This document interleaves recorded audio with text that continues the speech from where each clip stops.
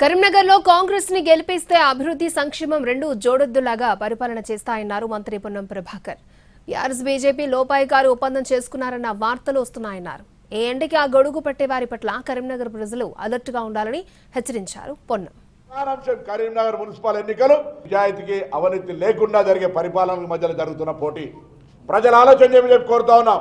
పరిపాలన సౌలభ్యం, అభివృద్ధి, సంక్షేమం రెండు ఆలోచనతో ముందుకు పోతాం. కాబట్టి జరిగే ఎన్నికల్లో కాంగ్రెస్ అభ్యర్థులను గెలిపియండి. తప్పకుండా మా బాధ్యత.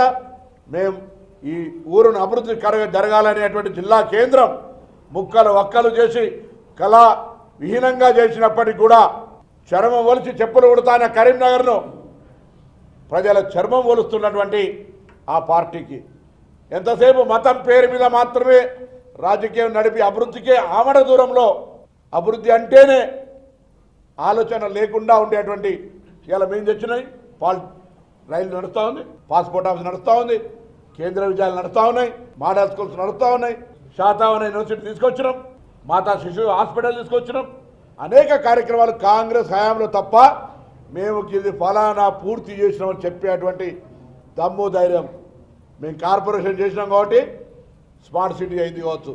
స్మార్ట్ సిటీ ఓన్లీ అవినీతికి అడ్డాగా మార్చుకొని పదవి ముగిసిన సందర్భంలో తిరిగి వేరే పార్టీలో చేరి మీరు నీతివంతులుగా మారితే శంఖంలో వేయంగానే నీళ్లు తీర్థమవుతాయి కావచ్చు. కానీ పార్టీ మారంగానే మీరు పునీతులు కాదు. ప్రజలకు మీ చరిత్ర తెలుసు, ఎవరెవరిని వేధించిందో తెలుసు.